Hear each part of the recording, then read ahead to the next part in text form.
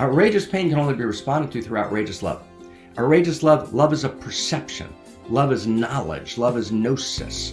Martha Nussbaum correctly titled one of her books, Love is Knowledge. Right? Love allows me to see, love allows me to know. And love allows me to perceive beauty. And beauty, both as the Hebrew wisdom and tear sciences articulated it, and right as Whitehead correctly articulated it, beauty contains multitudes. Beauty contains contradictory values, right? And from that contradiction, paradox emerges and new synergy and new beauty arises.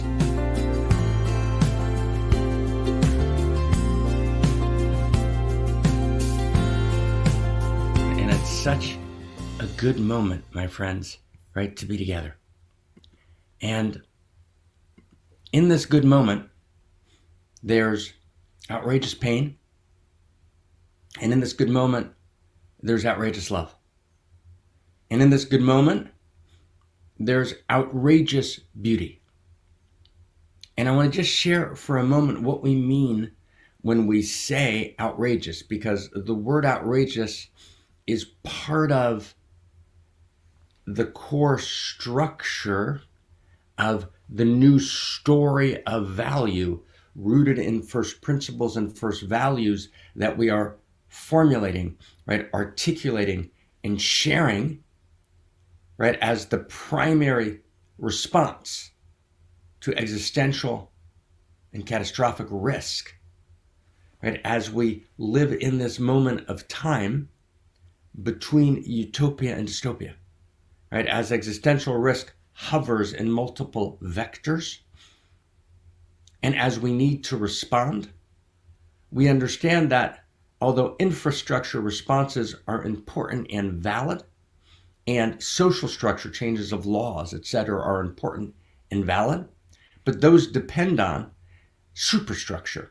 And this is a distinction from Marvin Harris, a Marxist theorist, right? But it's Marxism complex, this distinction, excellent, right? Superstructure. And superstructure is the worldview, right, that society is rooted in. Superstructure is what we're calling the story of value that a society is rooted in. And what we've done is trace every major vector of existential and catastrophic risk to a breakdown in superstructure, meaning to a breakdown in the core story of value that animates society.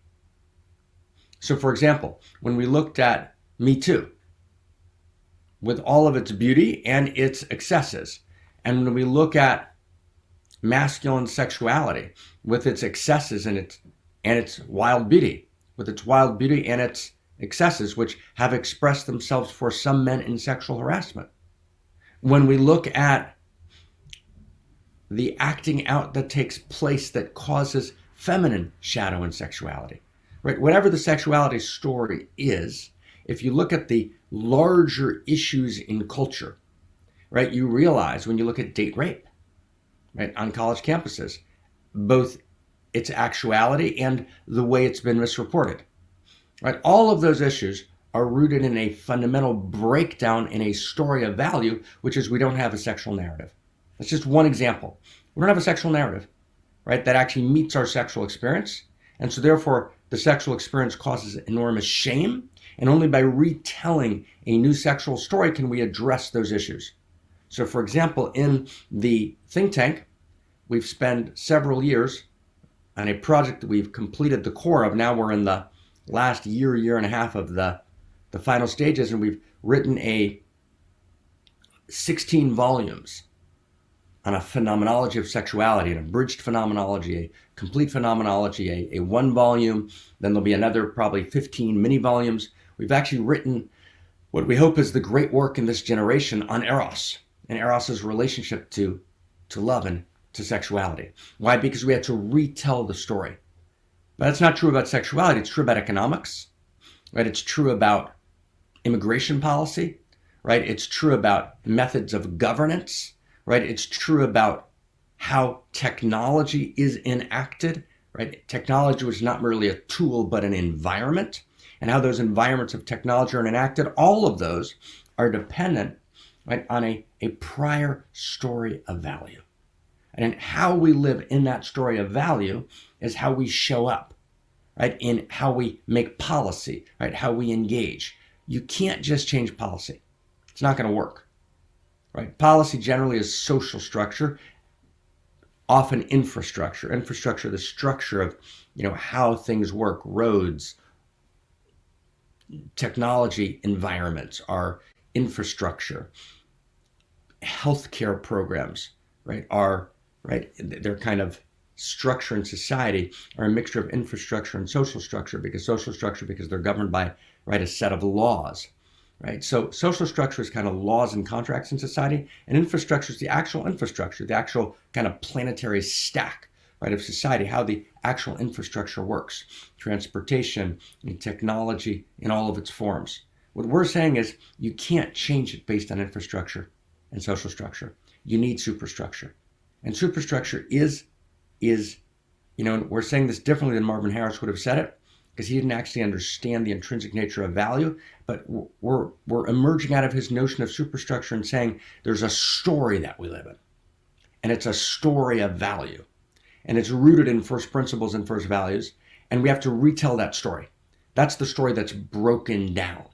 Does everyone get that? And pre-modernity had a story of value, right, which was connected to each of the great religions, which each claimed that its value was exclusive. Pre-modernity breaks down. We realize all the religions are claiming a mutual exclusivity. It doesn't make sense to us. Each one is saying that they've got the only source of value. And we go to modernity, right? And modernity rejects these claims of intrinsic value in many of its major expressions and begins the articulation of value being but a social construction. That was the major, not the only, but the major strain in modernity. And then that explodes in postmodernity, right, in which postmodernity argues for a complete deconstruction of all value. And for example, one popular historian parroting or echoing, postmodernity says all value, right, is a figment of your imagination, a social construct, fiction. And that's where we are today. We are today at a moment in which, right, the very notion of intrinsic value has been fundamentally undermined and fundamentally questioned. And our own experience of value has been challenged, right, as being, right, but our own coincidental, random, and ultimately meaningless, in any ultimate sense, meaningless human projection, right, in a world in which ultimately it's a tale told by an idiot full of sounds and furies signifying nothing. That's the root cause.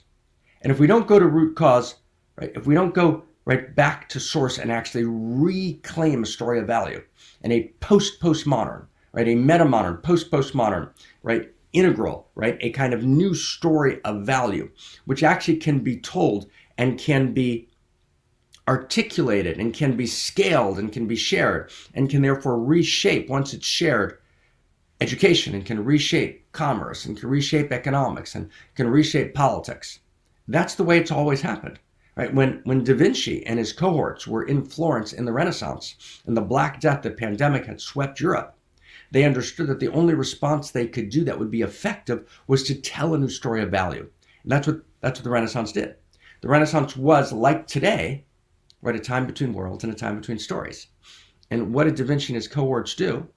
Right, about 1,000 of them, right, as I mentioned probably 1,000 times here, that Paul Tillich has pointed out that there weren't more than 1,000 people involved at the inner core of the Renaissance. So there was this band, right, that got together, and what did they do? They made attempts at infrastructure and they made social structure attempts, but at the core, they told a new story. They realized that the story of value that was pre-modernity, the traditional story of value, had broken down, that we need to tell a new story, and they told a new story of value, which was modernity. Now, to the extent that modernity adopted genuine core values and articulated them, it articulated and evolved the great dignities of modernity: feminism, universal human rights, third-person gnosis, which created science, possibilities for measurement, the move from classification in the Middle Ages to measurement. All of these created the great dignities of modernity. but to the extent that the deeper philosophical understanding of modernity claimed that value wasn't actually real. And it's even as modernity was articulating values, it was actually saying in the same breath, but we're making these up. Right? These are not actually real. They couldn't find a way to root the values in cosmos once they were no longer rooted in a revealed scripture. That was modernity's great collapse, and that exploded in postmodernity, which then formally, right, postmodernity was really modernity on steroids, right? It formally deconstructed all value, right, and created a world in which the leadership, the political leadership of the world in their core, from Putin and Xi, right, in China, to much of, I'd say even most of American leadership and American political leadership and European political leadership actually doesn't believe in intrinsic value, right? Either they don't believe in intrinsic value, or they make a pre-modern regressive traditional move. The only value is, right, our particular version, right, of value in our particular religion, right, that we actually expressed, right, in pre-modernity. That's got to come back online. For example, the Catholic view of abortion, right, in America, right, coming back online. So you can't actually understand reality without understanding the entire question is, are we living in a shared story of value? Now, I began with the words outrageous love, outrageous pain, right, outrageous beauty. We live in a world of outrageous beauty. But beauty is a value. Beauty is not nothing. Beauty is not just a beautiful man, a beautiful woman, right? A beautiful sunset. It's all of those, right? And beauty comes in, a beautiful old woman of 97 and a gorgeous, beautiful man's face who's 93, and you just see amazing beauty on their face. Right? Beauty comes in many shapes and forms, but beauty is something deeper, as Alfred North Whitehead, right, talked about it, and as the Zohar, right, the 13th century Hebrew interior science document, right, talks about beauty. Beauty is the ability, and Whitehead writes about this in Adventure and Ideas and in Process and Reality, the ability to contain. Beauty is the ability to contain oppositions, right? Beauty is the symmetry that happens, right, when diverse threads come together and then something new is manifest. That's how Whitehead talks about beauty. Beauty is that which, as Whitman said, contains multitudes, and what synergizes from those multitudes is something new, which is unimaginably beautiful, right? And for Whitehead, beauty is the primary experience, and goodness and truth are both expressions of beauty. And that's similarly true in the interior sciences of Hebrew wisdom. Tiferet is the illumination of the divine, and Tiferet, Tiferet, Tiferet means beauty. And Tiferet is the illumination of the divine, which is also called Shalom, which is usually translated as peace, but it means wholeness, which is when diverse values which oppose each other come together and live together, right? And they synergize and they create a larger whole of stunning symmetry, which generates a whole greater than the sum of any of the parts. That's beauty. So Whitehead and the Zohar actually experience beauty in the same way. That's what beauty is. A beautiful person is not some plastic, superficial sense, right? It's this depth in which the entire person, interior and exterior, shines together, whether that's the beauty of a person or an idea, right? Or a landscape, right? Or, right, a color that integrates different colors. So we live in a world of outrageous beauty. That's one. Two is we live in a world of outrageous pain. Outrageous pain is the opposite of outrageous beauty. Outrageous pain comes from this experience where I take one value, I reject other values. I take one experience, I reject other experiences. I take one insight, I reject other insights. And then I build my worldview based on that one value or that one insight. Right? I allow my value to stand. I decontextualize it from the larger field of value. And no longer do you have outrageous beauty. Right? You always get outrageous pain. Whenever you decontextualize a value from the larger field of value, and it doesn't live in creative tension with the other values that creates a new whole, you create outrageous pain.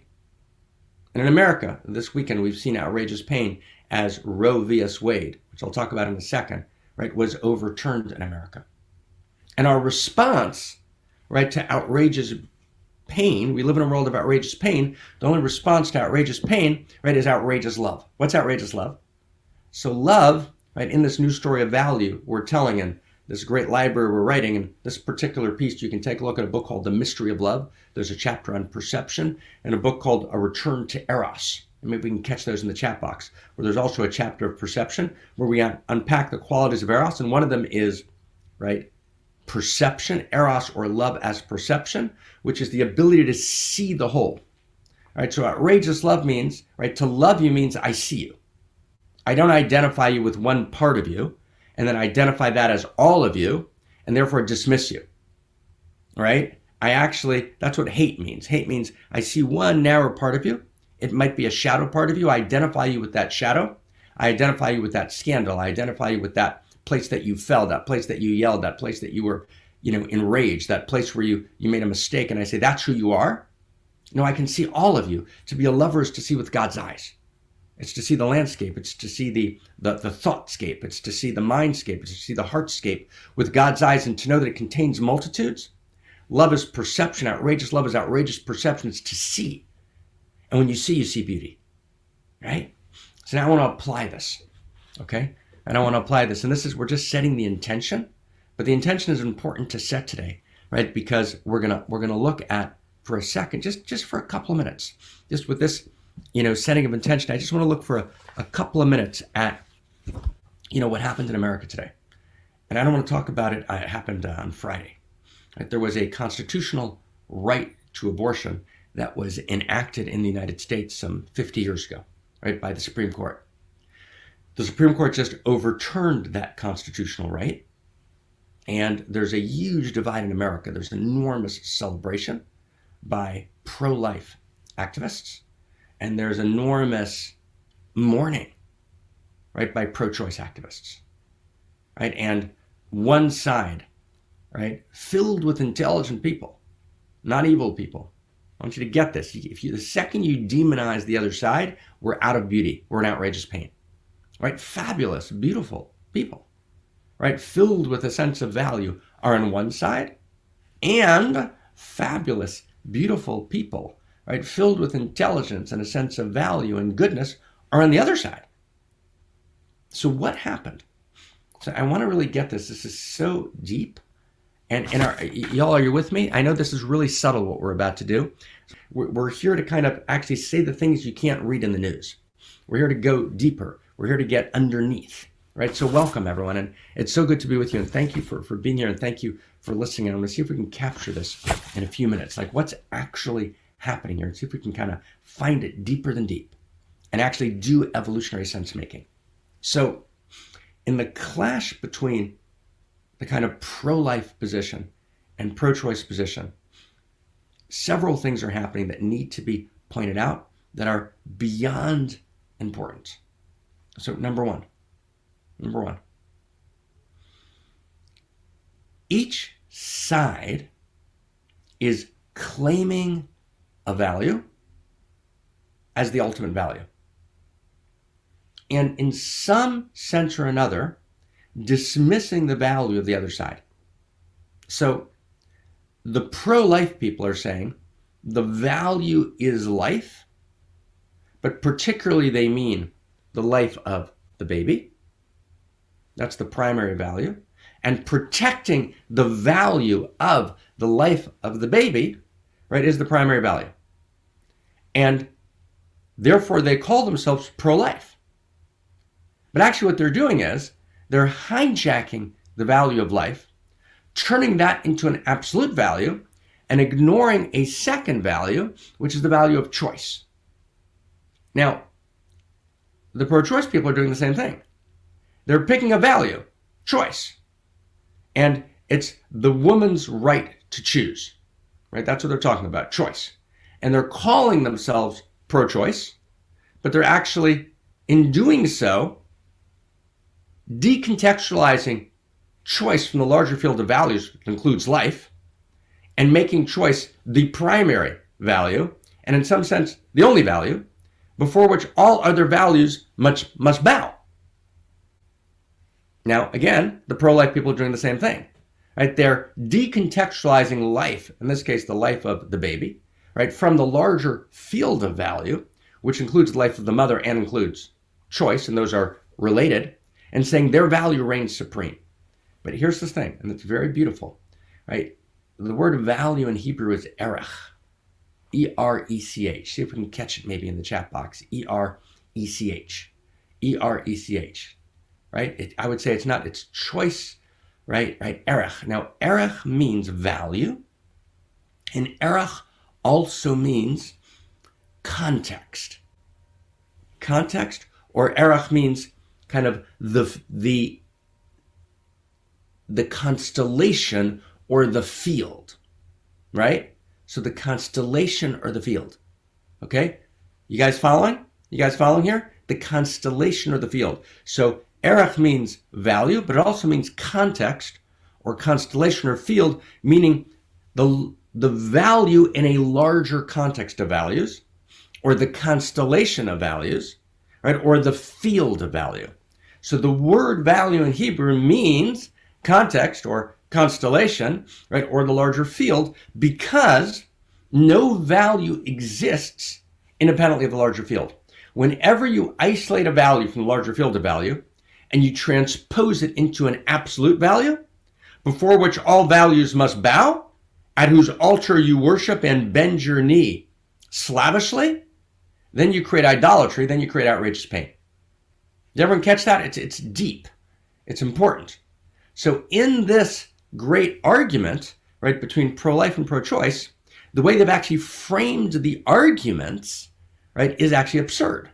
They've each claimed a value, right? They've then rejected the other value and caricatured, and this is point two, they've caricatured the other's position.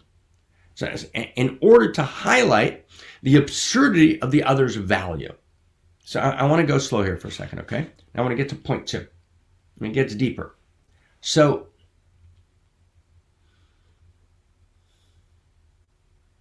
when we take a position which says, and I want to get both sides of it, and I want to actually cite two texts here. One is a Washington Post article that I read yesterday, which is the key liberal paper, one of the two key liberal papers in the United States.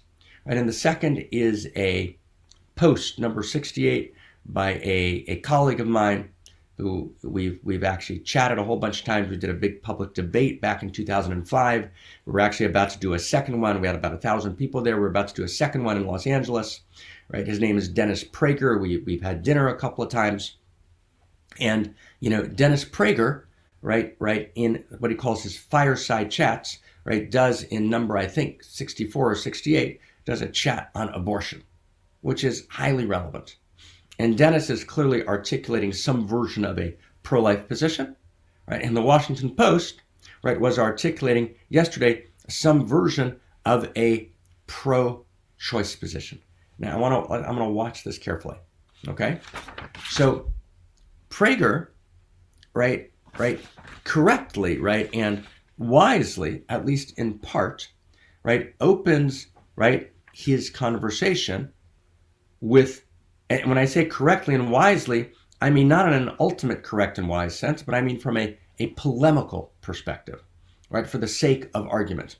He opens and he makes this post, you know, probably, I don't know, a decade ago, and it was a moment in which in the United States there were a number of bills, right, that he spoke about, which were being presented in legislators, right, so he presents, right, to actually argue that abortion should be a woman's choice because, after all, right, we need to have control over our own bodies. So abortion should be a woman's choice in the third trimester, right? The third trimester of 9 months, meaning between 6 and 9 months, when clearly there's fetal viability. So that's what he makes the subject of his piece. And then, with that context, he's now evoked that context. So he's now evoked the context and the vision, right, of a a baby that's clearly alive in the mother. And then he then makes the second point, and then he, from that perspective, within the last trimester, right, essentially mocks the notion that women should be responsible, right, for their bodies, because he says, right, the notion that we're saying that women are responsible for their bodies is not the issue. The issue is not the body of the woman, the issue is the body of the baby. Now, in the third trimester, that's clearly true. And then he goes on to say, if in fact that baby in the third trimester was born prematurely, right, and the mother killed the baby, would that be okay? Well, obviously that wouldn't be okay, right? And so then one becomes emotionally invested, right, in the pro-life position, and it seems to be patently obvious, right? And he makes the point, right, that actually it's not just about the woman's body, it's about a baby inside the woman's body, right? Which is why we don't ask the woman, how's your body? We say, how's the baby doing, right, during pregnancy, right? Clearly there's a sense of the baby, right? And that we're talking about protecting the life of the baby, right, in the third trimester. Now, when we're looking at an extreme bill, right, which Prager, right, suggests, and I haven't researched all of these bills, right? I'm actually citing Prager about these bills, but I haven't had actually time. I looked at it briefly this morning, but I'm going to actually ask, one of the research people in the gang to actually find those bills. But he's referring to, and Prager's trustworthy in that sense. He's a trustworthy source, so I trust him in that sense. I don't think he'd talk about bills that didn't exist, right? He's talking about this number of bills that are in legislatures that are being proposed, right, that are suggesting that you actually can do abortion in the third trimester. Now, what he's doing is he's taking the position of choice, the pro-choice position, and he's showing its expression in its most extreme form, almost a caricatured form, which is absurd, right? And that bills like that were put forth, I have no doubt, right? And I believe that those bills are, on the face of it, other than in extreme circumstances, absurd, as does virtually everyone, because everyone agrees that if there's full fetal viability, and we're, in 6 or 7 months, right, the notion of an abortion, right, takes on an entirely different issue. It's not just about the woman's body, right? It's about the baby. Okay, that's clear. But what has Prager done? Right, he's caricatured the choice position and made choice into an independent value that stands by itself, right, and then showed it, right, to lead to outrageous pain. Now, again, when I say Prager's done it, it's not actually Prager who did it. It's actually the bills that were introduced, right, on the pro-choice side that argued for this radical notion of choice being the exclusive value, right? And therefore that would allow, and this set of bills introduced, a decade back, that would allow, I'll have to check the exact dates, right, that would allow, right, for, right, women's choice in the third trimester. That's a caricature of choice, right, both in those who articulated those bills, but Prager intentionally picks up on that, right, in order to characterize the pro-choice position, right? That is a distortion of an extreme kind on Prager's side. Here's the other side, Washington Post.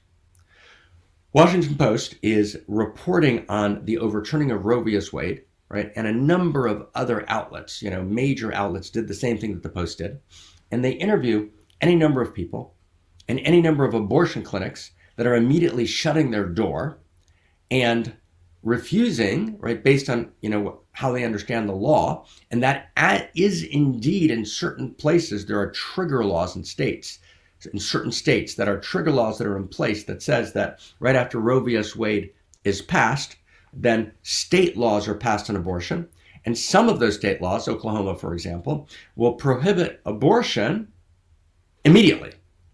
Right? Meaning, right, as soon as there's fertilization, abortion should be immediately prohibited. Now, let's go slow.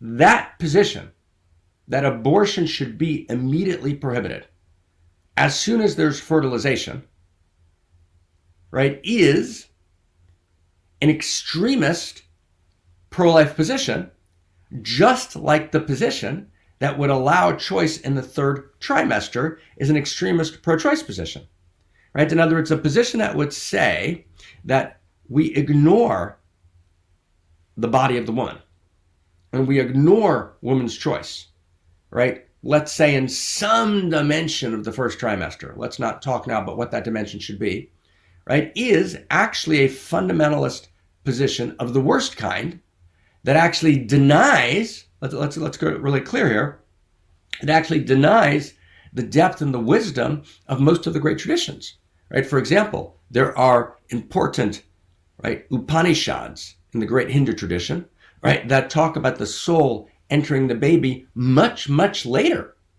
There's actually even Upanishads that talk about the soul, right, entering the baby at least at the end of the second trimester. That's dramatic. But let's not get that dramatic. There are major sources in the Judeo-Christian tradition, and particularly in the Talmud, right, that actually argue for the possibility of abortion in any number of quite a wide range of possibilities, right, within at least a certain dimension, right, of the first trimester.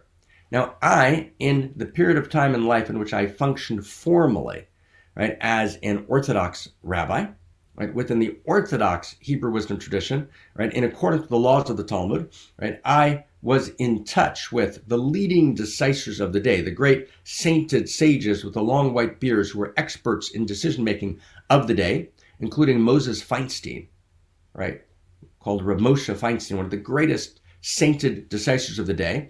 And we allowed abortions, right?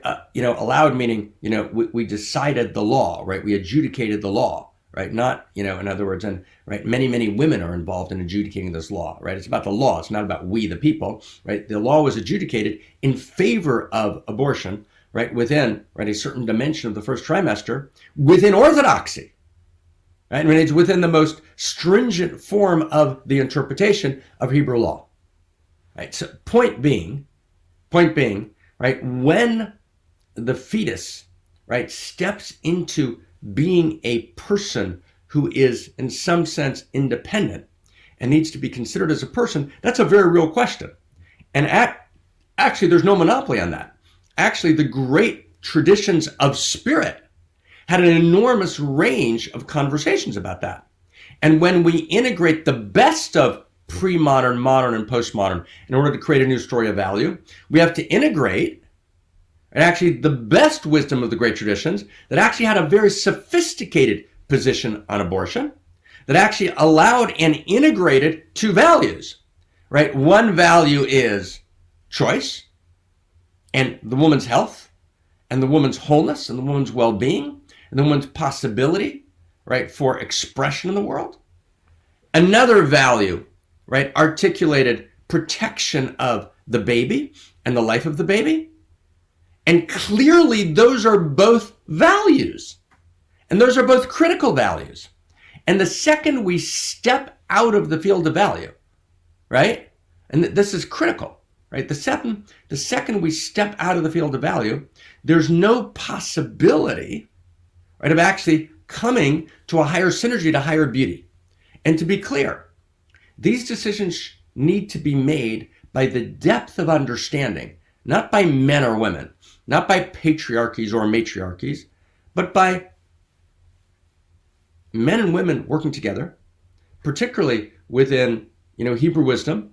I've long argued, right, when I was in that world, I'm now functioning in a more universal world, but when I was in that world, I long argued that women, right, who are expert in law and tradition, right, and in compassion and love, right, in this particular field, should be the ones who are adjudicating the decisions on abortion, right? There are many, many women who are brilliant experts, right, at the text and at the medical issues, right, and at the embodied experience level, right? And clearly we're in a generation where we shouldn't have men deciding these issues for women, right? We should have within each tradition great women, right, who are actually involved in adjudicating these decisions, who actually experience these realities in their body, right? We're at a new moment in time.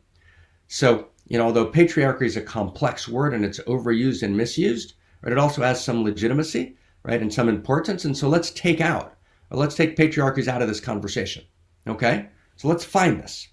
Let's find this, friends. This is a big deal. In order to actually engage this conversation, we can't caricature on either side.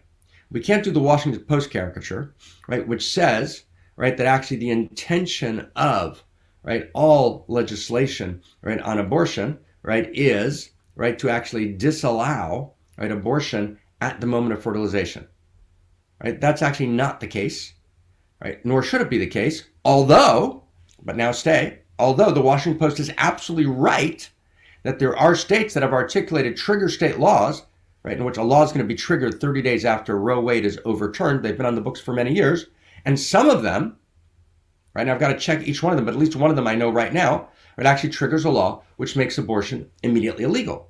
So we'll have to look, right? I haven't had time to research all of the detailed legal issues, right? But clearly there are serious voices in the pro-life camp that want to do, right, what the Washington Post is claiming. And that would be a complete fundamentalist move, right, which idolizes, it's idolatry. It's the idolatry of one value, which is the idolatry of the pro-life vision, which says, right, we have to protect the life of the baby, which they argue gratuitously against the great traditions of most of the religions. As they argue gratuitously against the great traditions of most of the religions, begins at fertilization. That's extremism. Extremism means you pick one value, you decontextualize your value from the larger field of value, and then you say you can never have enough of your value. Does everyone get that? That's not outrageous beauty. Outrageous beauty incorporates and integrates contradicting values, right? Contradicting values, right? In any state, and there are real laws, right, in real states right now that are claiming that position, which is a complete violation of spirit. I want to say that really clearly. There are real states and real laws that are making that claim right now, not the entire pro-life, right, movement, but there are clear, powerful expressions of it happening right now, and that is idolatry. I just want to say it clearly, that's idolatry. That's the taking of one value. It's an extremist fundamentalist position. It's the decontextualization of that value from the field of value and the propping it up as an absolute before which we must all bow. So that's one, right, extremist position on the pro-life side. But then you have, right, on the pro-choice side, you have and it's part of what's fostered this, not all of what's fostered it, it's been fostered by both sides, but part of what's fostered it is the kind of bills that Prager described, right, which argued for, right, a choice possibility even in the third trimester, which sent ripple waves of shock, right, through the pro-life community and created a counter reaction. So here's the thing, right? The demonization of either side, which is the demonization of the other's value, or more specifically, the transformation of my value into an absolute, before which all other values must bow, right? That is outrageous pain. Outrageous pain can only be responded to through outrageous love. Outrageous love is a perception. Love is knowledge. Love is gnosis. Martha Nussbaum correctly titled one of her books, Love's Knowledge, right? Love allows me to see, love allows me to know. And love allows me to perceive beauty. And beauty, both as the Hebrew wisdom interior sciences articulated it, and, right, as Whitehead correctly articulated it, beauty contains multitudes. Beauty contains contradictory values, right? And from that contradiction, paradox emerges and new synergy and new beauty arises.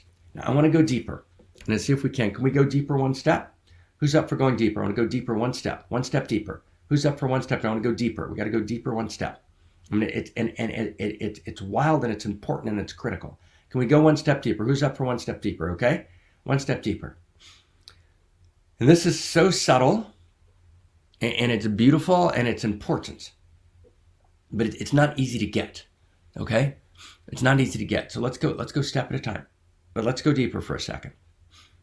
Paradoxically, both the pro-life, right, and the pro-choice position, I believe in their own interior, have stepped out of what I would call the field of value. And I want to explain what that means. Okay, we're all the way on the deep end now, okay? Let's explain what that means. So one, and it's going to be paradoxical and surprising on both sides. The position of much of the left, which is expressing the pro-choice position, is deeply entrenched in the postmodern matrix.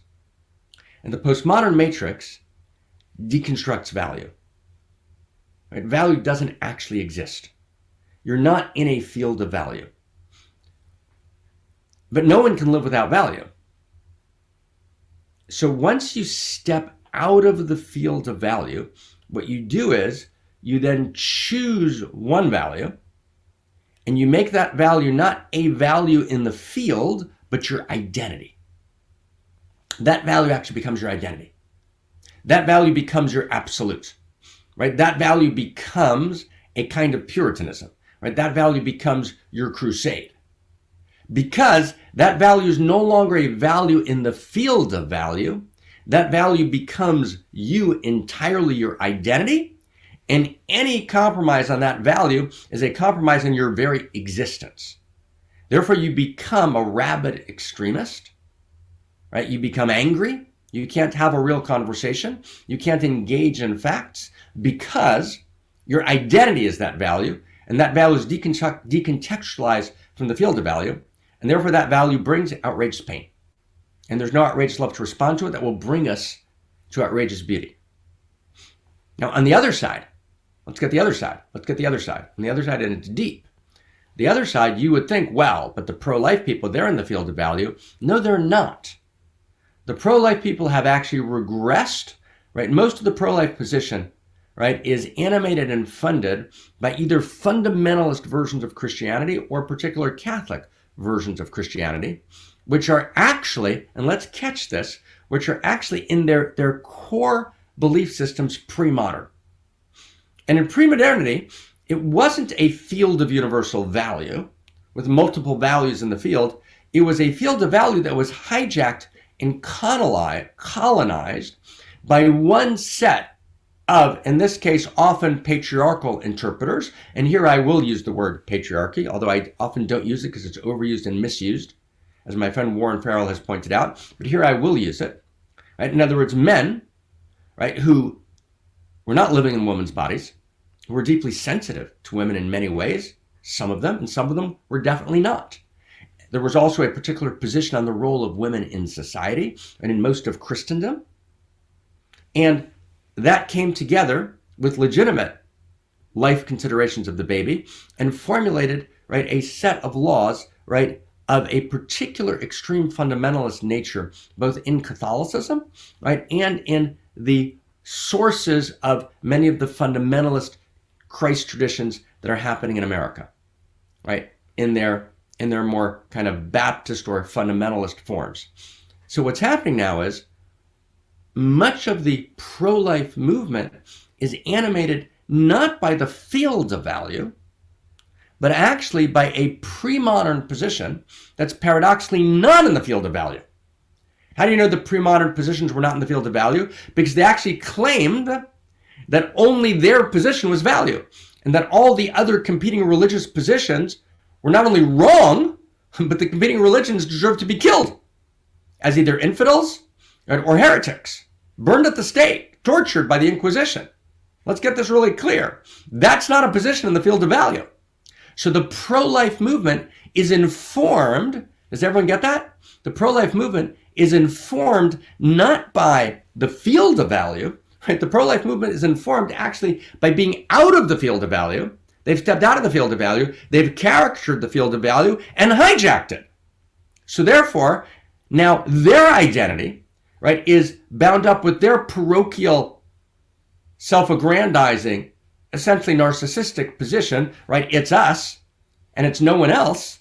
And therefore it can't consider other very substantive, saintly, religious positions on this issue of abortion that take fundamental issue with any of the extreme expressions of it. For example, right, no allowing of abortion during at least some segment of the first trimester, which is absurd, which is utterly absurd. And to be clear, I myself have legislated abortion cases, right, with women, right, who were experts in the law, right, together, right? When I say legislated, wrong idea, wrong word, adjudicated, right, in which I encouraged the woman in those conditions to get an abortion, right, together with her husband, because it would have actually destroyed her life. And did I think I was destroying a baby's life? Absolutely not.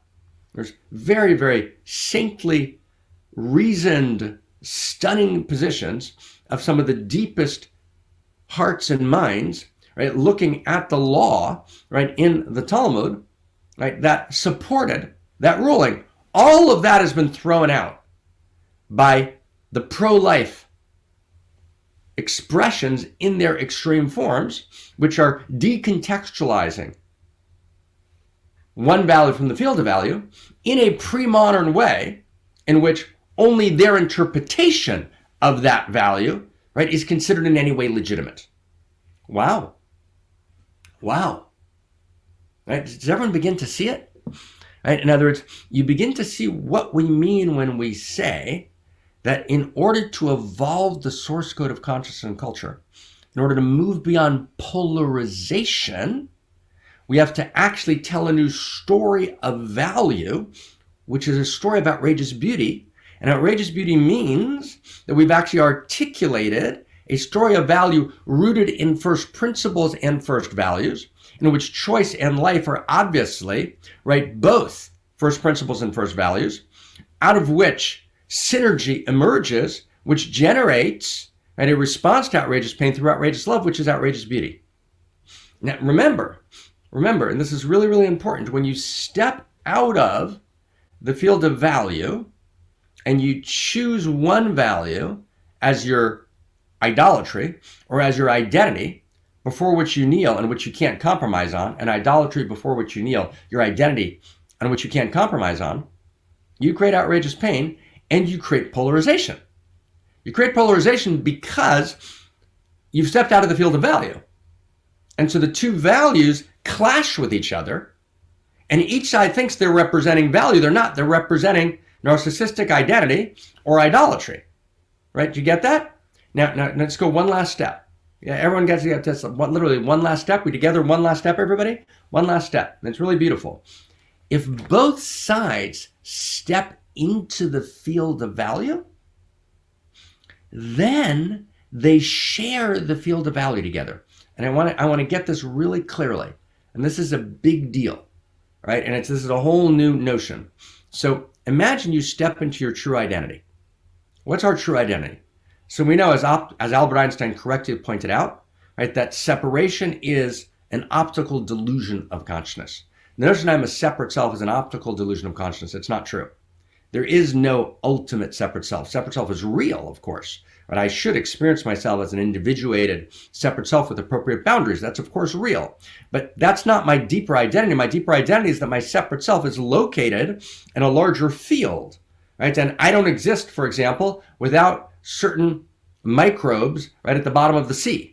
I actually have no life without them. I have no life without the coral reefs. I have no life without the larger field of the biosphere. I have no life without the larger field of consciousness. My consciousness is not a separate consciousness. I'm living in the field, right, of love intelligence and love beauty and love desire and love consciousness.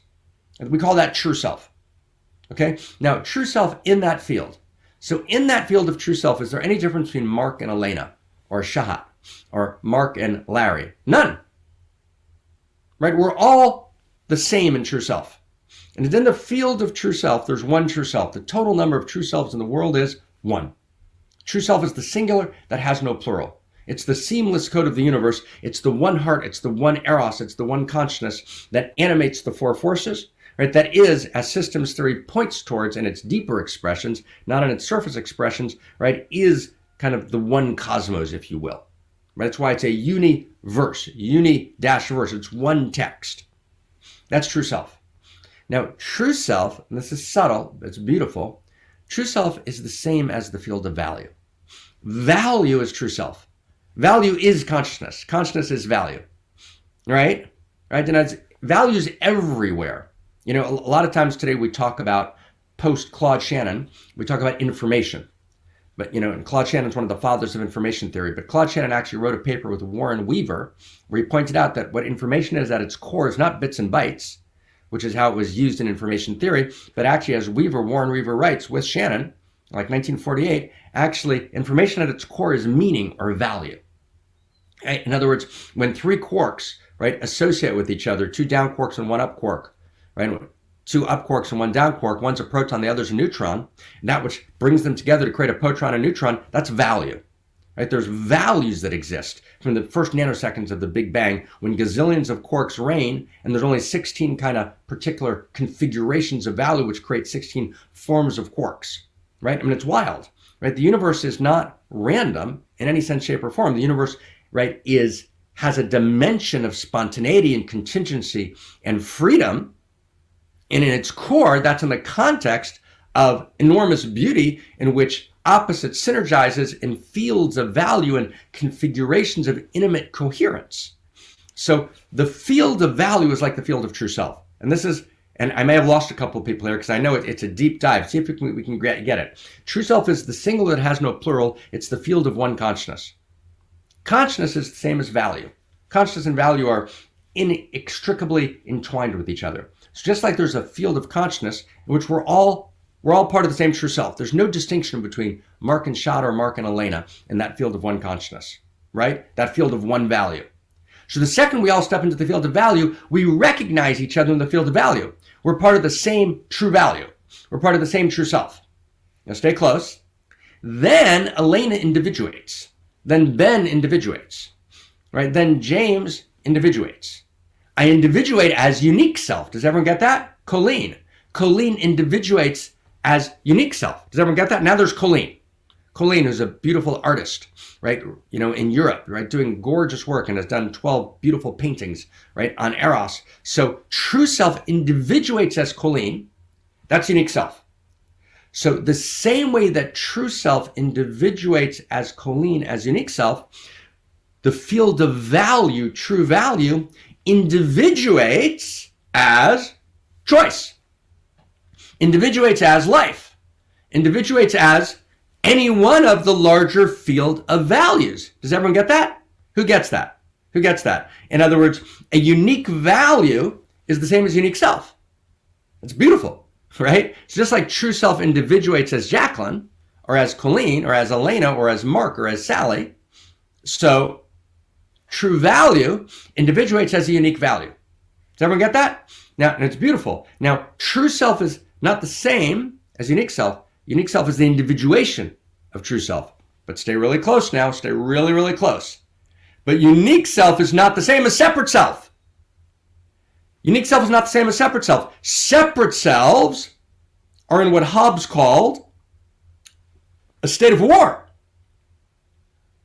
There's a natural state of war between the separate selves. And if I would try and summarize, I've dabbled in great Russian literature over the last 20 years. Elena, you know it better than I do, but I've dabbled in it. And one of the things that Russian literature, when it's truly trying to stand for moral clarity, is grappling with, right? How do we actually create peace between separate selves with their own, each one with their own, you know, rich inner texture? And how do you create a larger field of value? And it's very hard to do, right? Because, you know, a lot of the great Russian literature, right, was written either under the influence of early Christianity or modernity that was already anticipating postmodernity, right? Bracket those two sentences if you missed them. But here's the important point. Stay close. Unique self is not the same as separate self. I can only create harmony between unique selves if unique self understands that I'm an expression of true self. Does everyone get that? If I'm an expression of true self, so then we're all true selves. We're all together in the field of consciousness. We're all brothers and sisters, right, in the one love and the one heart of cosmos, and then we're uniquely individuated. Then we can create synergy. Then we can create beauty. Then we can create outrageous beauty. But, right, if we're separate selves, then what Hobbes calls in Leviathan, or in his earlier book, Man and Citizen, right, the natural state of war, right, which is nasty, brutish, and short, as our lives so often are, actually reigns. Wow. And actually, as Leo Strauss pointed out, even, you know, Locke, John Locke was really Hobbes with a velvet glove, and the separate self is the core of Western society. Now, stay with me. The same thing's true about value.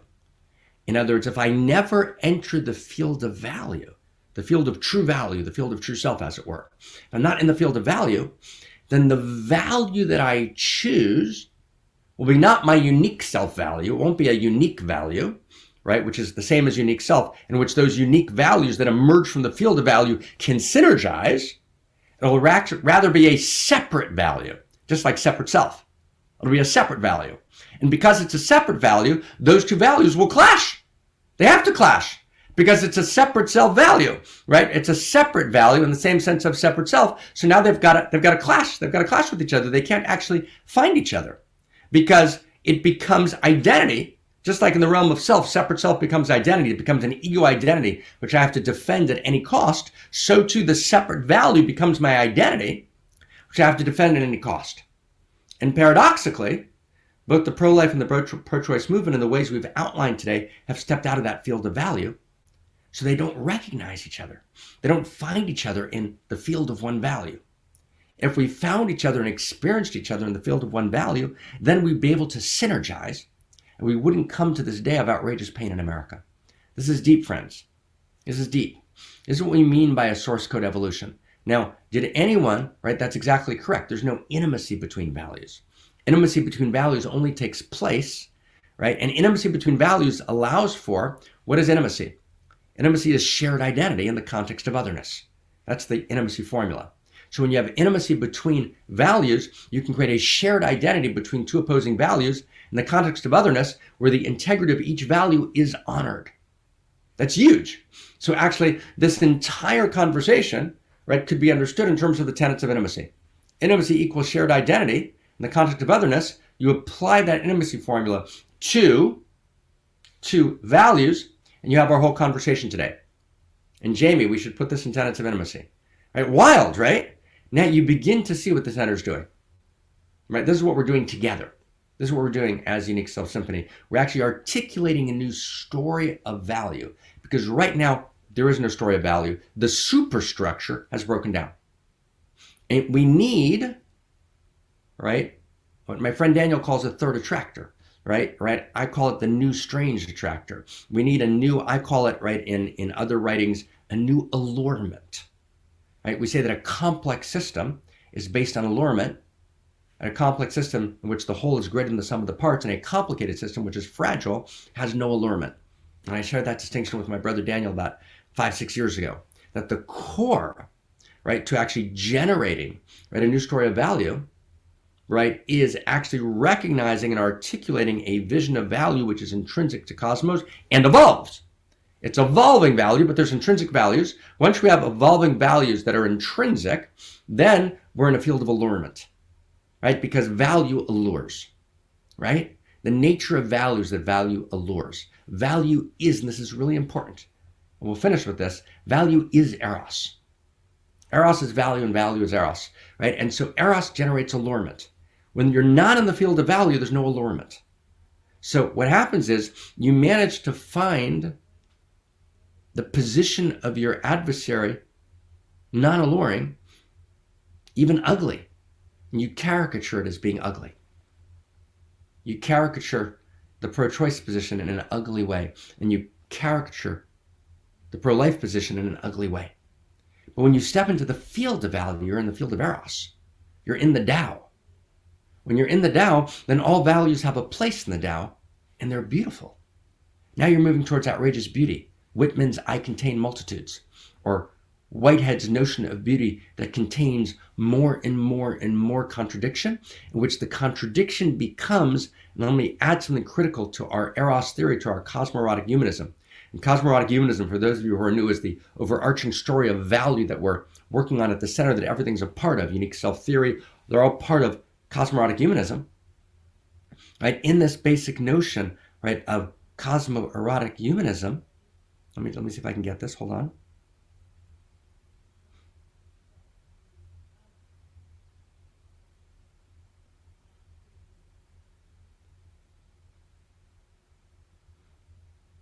We articulate, right, a vision of beauty which allows contradiction not to turn into polarization, but to turn into paradox, right? When you're in the field of value, which is the field of Eros, which is the field of beauty, then contradiction becomes not polarization, but paradox. And the Garden of Eden is not paradise, right? The Garden of Eden is paradox. And from that paradox, we can love each other. Because love always holds paradox. And paradox is uncertainty. And from that place of epistemic humility and uncertainty, we can create new synergies, new beauties that are unimaginable.